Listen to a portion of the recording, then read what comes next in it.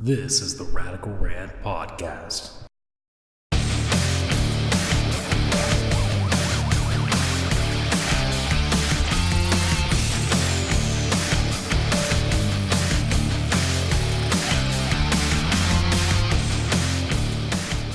Hello everybody and welcome to The Hot Tag, a short podcast about all things professional wrestling. My name's Adam, aka CSRadical, and thanks for joining us here on this first edition of the show. So, like I said, this is a podcast all about things professional wrestling related. Like I said, it's going to be very short. I'm hoping this to be under 30 minutes. It's basically going to be, a podcast about one specific thing going on in the wrestling world right now. It might be more than one, depending on the news, but I mean, I've been watching wrestling for such a long time that I know that it's very, very rare that newsworthy stuff happens more than once a week.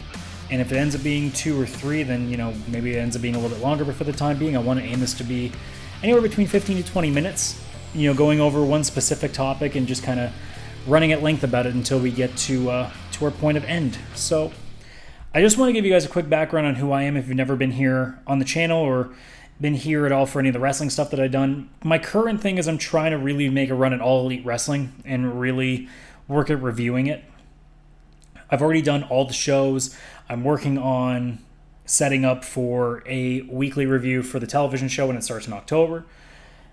But I've been a wrestling fan. I'm 31 years old. I've been a wrestling fan essentially since WrestleMania 9, which I know is the weirdest place to become a wrestling fan at.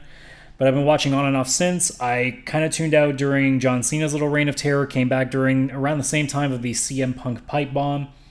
And I'm slowly starting to whittle away from WWE other than like NXT and 205. I am, like I said, fully into All Elite Wrestling.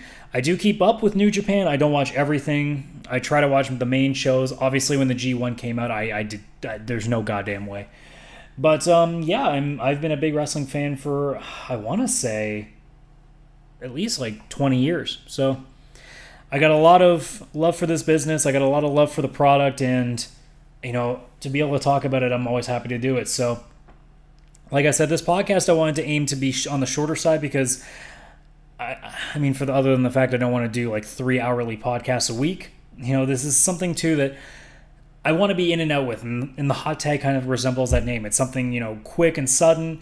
And most podcasts end up being the hour mark and more. I want to keep this as low as I can. So I figured this is a good name for it. So let's just get right down to it. So as you've seen in the description, the title of this episode, this is going to be all about the upcoming Wednesday Night War, which will start officially September 18th now, because we learned that NXT is going to be going to the USA Network starting September 18th.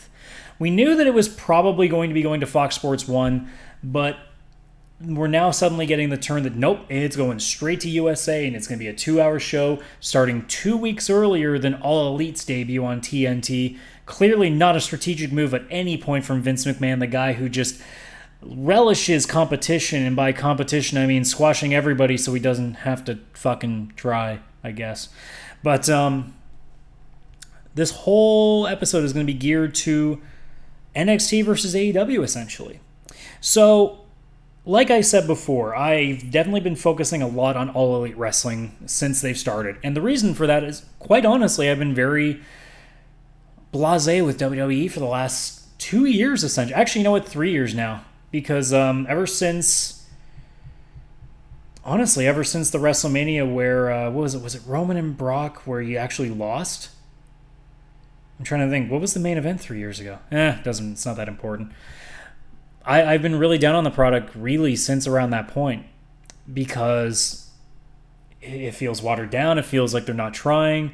I mean, they hadn't been trying for a long time, but it was a lot more noticeable 3 years ago from then on. And as it's been going forward, it just becomes very frustrating to watch a product that I used to love so much, especially coming back to it when CM Punk was really going. That's when the Nexus had their little bit of moment there, and then eventually Daniel Bryan came out from underneath it. There was a lot of stuff to still love around that era. And we're going back to the same thing that made me leave WWE before, when John Cena was just always winning. There was never any threat of him losing. Like when he did lose, it was almost a shock because you're thinking he never loses. Not even in like the kids' way of thinking, like you always think Hulk Hogan was going to win when I was a kid. but there were always guys you thought, man, he could actually beat him.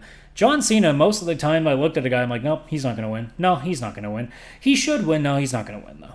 That's what it was. And it was kind of the same way with Roman, and obviously Roman had his cancer issues, and he's kind of gone away, and now Rollins is in this weird thing where I don't know what they want to do with him. It's just at the point where so many guys, and I mean, any wrestling fan who's been watching WWE can just list them. There's so many guys that just get underutilized, and it's so frustrating. So when All Elite Wrestling came around, it made perfect sense for me to make the changeover because I've been wanting an alternative for such a long time now. TNA tried to do that. They did really well for a while, and then once Hogan and Bischoff came into the fray and Dixie Carter really started to take a Vince McMahon-like role, it didn't work. Things went sour. Like, I remember really liking TNA when, like, Christian Cage and Kurt Angle and all those guys, like Samoa Joe was at his best. Like, all those were really fun times in TNA, and then it just kind of tapered off. AEW's in the same boat for me right now. And AEW is also carrying a lot of guys that I've grown to love through, say, New Japan or Lucha Underground and various other places. So it's almost like I'm getting a collection of the guys that I've really grown to like because I've been trying to get away from WWE. And All Elite just happens to have a banner now that they fly and all these shows are under. So it's cool in that sense. And for them to get TNT is such a huge thing. And very ironic, especially now that we found out, too, that Tony Schiavone just got signed to AEW, which is even funnier and even more like strange to think that we're about to get another war between WWE and a rival company, except this time the two play-by-play guys from the Monday Night War are going to be on the same show, and it's not even WWE, which is even more baffling. I could have seen a time where WWE had a new competitor and they had JR and Tony Schiavone on the same show. But the other way around? You couldn't have told me that was going to happen. But now we are in an age where AEW is about to start, and WWE is obviously threatened by this, and they've decided to move NXT to Wednesdays. And we knew that inevitably, especially once a lot of the ratings were falling for other things, they were definitely going to want to shop around NXT because they could always use the extra rights money from television. And I've always been very lukewarm about that idea because I really like NXT. And the reason that I really like NXT is because, A, it's an hour, so it means you're not getting bored to tears by a bunch of filler. And two, because there's been no Vince supervision, essentially, in that brand. So a lot of guys have had the chance to flourish. We've seen guys at their best come out of NXT and then fail on the roster because they're not given the time. I mean, take your list. Bayley was like a sure thing, and they fucked her up. Shinsuke Nakamura literally just had to go out and wrestle, and people would love him, and they found a way to fuck him up. Finn Balor, they've been okay with. Bray Wyatt, they've been okay with, and then they completely forget about him. But there's a lot of guys, like Cesaro's, and I don't know why I'm blanking at this point. There's enough guys, like even like Ricochet, I'm just waiting for that, waiting for that loop to come back down, and you go for the ride, and then it's just downhill from there. And we're at the point that, you look at guys in NXT and you think, oh my God, just don't call him up. Like, the Undisputed Era, I would never want to see on main roster because Vince would just take one look at them and be like, he's too scrawny. They're all too scrawny. And that's what it is. Same with guys like Gargano and Ciampa. It's just, I don't want them to be ruined because they've done so well in NXT. Some of my best memories of wrestling in the last 5 years have been NXT. My favorite show of all time that I ever got to see live was NXT Toronto, the first one. And that match of Gargano and Ciampa against the Revival will remain the best match I ever see live. And that show it means so goddamn much to me. And I would hate to see this brand that I really love suddenly drag through the mud because they're going to put it on USA Network, and it's going to be 2 hours. And you know that something on USA is especially going to have Vince's attention. And the second that Vince starts getting involved, that worries me. And it makes the Wednesday Night War very interesting for AEW specifically. And the reason I say that is because AEW with their pay-per-views, despite what a lot of people have said, like me personally, I've enjoyed all 3 pay-per-views they've done. I'm not counting All In because that technically wasn't under that banner. Double or Nothing was an amazing show. One of the better shows I've seen in a long time, pay-per-view wise. Fyter Fest was fun, had a lot of cool stuff. Fight for the Fallen was essentially, like, we got to look at Fight for the Fallen being what television's going to look like. And if that's what television is in terms of the product, I'm okay with that. So after 3 shows, I'm definitely in. I'm definitely all in. So the question really becomes is, what is the Wednesday Night War? And for AEW, I think it's a real easy opportunity, is in my opinion, to have the chance to really pull ahead and at least show that there is A, an alternative, and B, a better one than what WWE is offering you. Wrestling fans have become very apathetic to the product overall because WWE has really ruined it on their main shows in Raw and SmackDown. I cannot tell you the last time I've actually watched an episode of Raw or SmackDown. I legitimately can't. I always just keep up with whatever Reddit posts. I listen to podcasts to get my news from what's coming out of it. I have not watched a television show front to back in years. I think CM Punk might still be on the roster the last time I watched a full episode of Raw or SmackDown. That's how long it's been. How long has it been since I've watched an episode of NXT? A few months, and that's only because I don't watch a lot of the network anymore. I don't have a lot of time, and my choice was to use it elsewhere. But I watch every takeover, and I've enjoyed every takeover. There's not one that I've left and went, that was a bad show. But 9 times out of 10 for main roster pay-per-views, I watch a little bit of it and usually either turn it off or suffer through the entire thing and hate myself afterwards. I chose not to watch WrestleMania this year for that reason. The Royal Rumble just didn't do anything for me, and it showed me that, like, the Rumble is literally the pay-per-view I look forward to the most because I want to see who surprises and shows up. And that year was just, this year was just not that great. So I've been very down on the WWE product. And the only reason that the Wednesday Night War is actually interesting now is because it's NXT and not Raw or SmackDown. If this was, say, a Tuesday Night War and SmackDown was still on Tuesdays, this would be curious. And AEW would really have a chance to shine because, I mean, as much as SmackDown is the better show as far as I'm concerned, it's still not that great in terms of WWE main roster shows because they're just bad. I would rather 205 Live than Raw or SmackDown right now.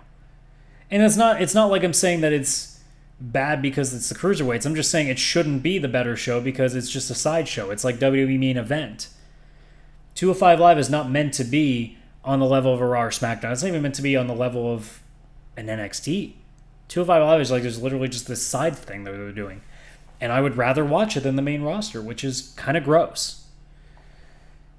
So, NXT versus AEW. Who do I think is going to do better right off the bat? I think right off the bat, chances are NXT will probably edge it out. I think it's going to be a lot closer than people think.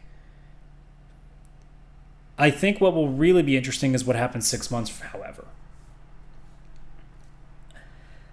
If AEW does what it's been doing every week now when the television show starts, if every week is the same level of content that the last 3 pay-per-views have been, well, I guess not the last 3, the 3 pay-per-views they've done have been, there is a very good chance that they actually make legitimate ground. This is going to be a thing where, because, I mean, everybody assumes that AEW is going to do really good right off the bat. I mean, they're selling out their shows, and they're doing good pay-per-view numbers. That doesn't necessarily mean that it's going to translate to TV, because let's remember, television is a dying media. Less and less people every year are watching live TV. They're DVRing stuff. They're watching things on Netflix instead. You know, there's not as many people paying attention. And especially when it comes to wrestling, a lot of people have left because WWE's killed them off. The Monday Night War being gone has killed a lot of people off, especially the Southern fans. So AEW has got a very difficult road to climb. They have to establish. AEW is going to have to learn to crawl before they can walk. And then they're going to have to learn to walk before they can run. Who knows? 2 years from now, AEW might be in a fantastic place. But for the time being, we need to taper our expectations. I don't know what the number is. I couldn't tell you. It could be 100,000, could be 500,000, could be a million. I don't know. I don't know what the number is to them. They haven't. Nobody like from Tony Khan or the Bucks or Cody. No one's really mentioned like what kind of rating they're hoping for. I think honestly, what they're more concerned about is what the rating is to start, what the rating is the following week, and what the rating is the week after that and the week after that. I think they're far more concerned on that show keeping people coming back and bringing more in each week. Now, there's going to be things tapering off every once in a while. Like, there's going to be a show that does a little bit weaker because of what's on that week, or just people just happen to be busier that week and just didn't watch. But as long as they keep climbing slowly but surely, I think they're happy. NXT, I think will start dropping in ratings just like all the other shows. Because if the product ends up being another main roster infused product, and the heart of NXT is no longer there, that show will drop. I hope it doesn't get to that point. I really do want NXT to be what NXT has been, but for 2 hours. The problem with that is it's 2 hours. It's supposed to be a developmental brand. You can't hide everybody on a 2-hour show. You're going to have to show somebody, which means you're going to probably have a couple matches that are stinkers. We don't know if everything that gets filmed in the tapings gets put on television. I don't read like the Reddit showing of all the tapings and then seeing if everything was put on TV within the next 4 to 6 weeks. I don't know if they use everything. And in 2 hours, you're going to have to get out a couple of people that maybe are a little more inexperienced. And in doing so, you may have a few stinkers. You're also going to have to put a little bit more filler in, so there's going to be a lot more backstage segments. And NXT without the commercials has been well, I think they do commercials on the network, but a 1-hour product has been very helpful for NXT because it doesn't demand too much of your time, and you can hide a lot. They're not going to be able to hide much with 2 hours. And hopefully, that means that they're going to actually have to put some real effort in. It means they're going to have to showcase a little more talent. Because there's a lot of guys that we know that's in the system that just isn't doing anything. And hopefully that also means that guys like Breezango, Tyler Breeze in Fandango, and Gargano still staying down there. Hopefully it means that we see guys going back and doing things well too. Don't tell me Cesaro would not be an amazing choice for that show again. There are lots of guys out there that would be happy to go on that show. So ideally, the Wednesday Night War, what it should be, and this is what the best case scenario is. I'll give you the best case, and I'll give you what I think is going to happen, and then I'll give you the worst case scenario. The best case scenario is that it's the best for gross products. NXT ends up being longer, has more guys there, gets better, and you end up seeing even more great matches than NXT has provided, and it gives the takeovers even more meaning because now you're going to have a little more time to really edge out some stories, because some stories in the NXT takeovers are kind of rushed. They still end up putting in great matches, but sometimes the stories just aren't there. This gives them that chance to at least get some more time in to really flesh things out. That would be great. In AEW's favor, it also means they have direct competition right away, which means they have to put the work in right away. I know they're going to because they've shown it with the 3 shows they've already done. But it means that they can't slack to start and just get the stragglers. Nope, they have to get the stragglers and then get new people in and keep that shit going quick, because if you fail and NXT is on their game, they're going to move over to NXT. Because NXT is basically WWE's version of AEW. It's a lot of indie guys. So this is good for both ends because it means both can potentially be better. Here's what I think is going to happen. AEW is going to start off well, and in 6 months, we'll see whether or not they are a show that has figured it out or is something that's going to get old quick. I don't know yet. I don't even know. I remember Cody saying that we only know about 40% of the roster. And again, he's not saying that their full-time roster is only 40% revealed. This could be a lot of part-timers, guys you won't see all the time. But I'm curious to see if they can keep things fresh, if they can keep having in new matches, if they can keep the product going and guys aren't getting hurt early and we lose a bit of the core roster. Like if we lose guys like Kenny or Adam Page or Cody or the Bucks, like, or Pentagon or any of those guys, like there could be a little bit of trouble if enough of those guys go down. But I think there's still enough there that they can work with it. And then on NXT, what I think is going to happen, honestly, is I think Vince is going to get his hands all over it and it's going to be a lesser product. I really do. I think if we're lucky, NXT will be 75% of what it is on USA. That's my best case scenario in a realistic look, is that we get 75% of what NXT is on USA. Because I think there's going to be enough oversight on that show that it's not going to be exactly what we remember it as. And we will be hoping that the takeovers, assuming they keep doing them like that, are still at least good shows. That's the core. If the NXT takeovers are still good, I'm still happy. That's my hope, and that's what I think is going to happen. The worst case scenario is that NXT is everything we fear it's going to be, and it's going to be just as shit as Raw and SmackDown are right now. And it's going to kill off a lot of guys like Adam Cole, Johnny Gargano, Velveteen Dream, Shayna Baszler, Io Shirai, a lot of people that have the potential to be fucking stars in WWE.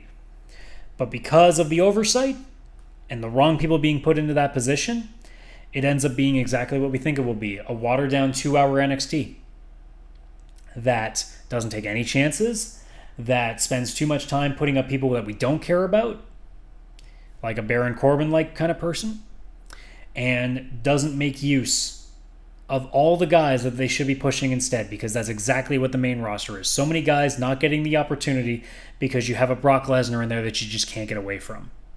That's my worry there.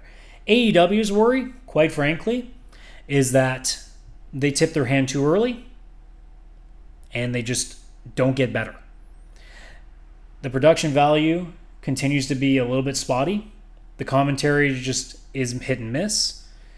The matches, while good, don't really flesh out that well. And the stories just aren't there. Here's the thing, though. I'm a lot more optimistic with AEW because of the track record we've seen. We've seen that they found alternative ways to tell really nice stories in the background. We've seen, the road to the road to their pay-per-views. We've seen Being the Elite and how they just kind of, in a comedic way almost, weave in a few extra storylines in there that you don't have time to do in a 2-hour television show. And who knows, maybe they expand and do a little bit more along with Being the Elite and other such things. Who knows? Maybe they start doing a podcast. Maybe they start doing like a little more interview segments, on YouTube and things of that nature. I think they really have a good chance to at least make a very good first impression. The ultimate thing with AEW that I have said to some of my friends is that my worry is how long are the cons willing to lose money, because they are going to lose money for the first little while in this venture. How long are they willing to lose money before they pull the plug? By the sounds of it, I think they're okay. I think they're well aware of what's going to happen. Tony makes it sound like he knows that they're going to lose money right away, but it's all going to be worth it in the end once they turn that corner. And I truly believe that with the product they are starting to bring out, they can turn that corner. And not only that, but I think they can turn it sooner than they even think they will. But they have to be able to keep their foot on the gas. They have to be able to keep bringing in fresh rivalries, fresh new stories, the odd fresh new character. They need to keep things going. And they need to show that they can do wrestling better than WWE can. WWE can always do the production better. AEW has to tell the better stories, have the better characters, have the better matches. That should be what they want to do. WWE is just going to put their money towards it and just make people want to watch it because they can shove it down their throats in advertising. AEW needs to show that the quality of their product is more important than the profit of their product. And if they do that, they will do perfectly well. And in the end, if everything goes the way that we all hope it will, the Wednesday Night War will not be an all-out war. However, if you look at what people on social media are saying, I think we're in for another really angry war. And I'm glad that I wasn't online during the Monday Night Wars in online chat forums and stuff, because apparently from what I hear, it was pretty bad. And I'm already seeing it on Reddit with how people are they're split. And I've said it before, if you are a WWE fan, you do not want AEW to fail. In fact, you want them to succeed really well because it's going to make Vince get off his fucking ass and do some real work. And if you're an AEW fan, you don't want WWE to fail because if somehow in the crazy matter that WWE fails and even goes as far as like tapering off, then AEW is just going to do the same thing WWE is doing and half-ass it. What we want in the end is for both shows to do so well that guys can go back and forth between these promotions and make bigger names on themselves. And then when they come back, or if they come back, they're even a bigger star than they were coming out. That's what you want. You want both to be amazing because then everybody is getting better and we have choices. Because for the longest time, guys, there hasn't been one. I didn't become aware of New Japan up until Wrestle Kingdom 8, I believe. It was the Nakamura Ibushi match. I think it was Wrestle Kingdom 8. That was my first Wrestle Kingdom. I wasn't aware of New Japan at all before that. Lucha Underground came out of nowhere. Wasn't aware of that. Then all of a sudden we get the UK influences. You get Progress, you get ICW, you get WCPW now that they've closed down. I wasn't aware... Well, actually, I was aware of CMLL. I wasn't aware of AAA. But, I mean, we want the second biggest company, which is now inevitably AEW. You want them to succeed in the West because it means there is the opportunity for wrestling to grow again. Because, let's be completely honest, guys, WWE has stunted a lot of growth in the business. And you look at what they're doing in the UK now, a lot of companies are closing down. Talent's thinning out. WWE is trying to single-handedly kill the wrestling business that they are trying to actually make a profit from. And AEW may just be our last shot at knocking them down a couple pegs. So again, if you're a WWE fan, don't wish death on AEW. Please don't. Because if you wish death on AEW, as far as I'm concerned, you're going to inevitably wish death on the wrestling business as a whole. That's my opinion. I might be wrong, but that's how I look at it. And AEW fans, don't you want WWE to be good again? Because, I mean, we all came from there. We all left WWE. I left WWE. I mean, I don't count NXT and 205 as WWE because, let's be honest, they're as far away from traditional WWE television that it's not the same. I want to be a fan of WWE like I was back in the CM Punk era. That's what I want. Because that's when I was the biggest wrestling fan in the world. So let's get back to that. And hopefully the Wednesday Night War is exactly what that is. So that's going to be it for me, guys. Thanks for watching. Hope you enjoy this. Don't forget to like this video. Subscribe to the channel if you want more content. I also do gaming and anime-related content as well. Don't forget to leave comments below. Because I want to hear from you guys. Tell me what you think about the Wednesday Night War. Tell me what you think is going to happen. What you're hoping for. Or even just, spam, I hate this in the chat, and then I'm just going to tell you you're an idiot, whatever else. But last but not least, don't forget and share this with all your wrestling fans. Or all your wrestling friends. You have wrestling fans? Shit, you're doing better than me. But yeah, I'm hoping to do this every week. It's more going to be a matter of if I have the time to record it at this point. I'm still trying to figure out timing because my one weekday off that I would have a lot of time to record, there's construction going out in my apartment, so it's literally impossible to record with all the sound. But until then, I'm going to try my best to at least get this show and the Radical Rant podcast, which is mostly gaming related, to be a weekly thing. It also depends on what news comes out for wrestling here. So hopefully I'll have something for you guys next week. I don't know if I'll have a set day for it either.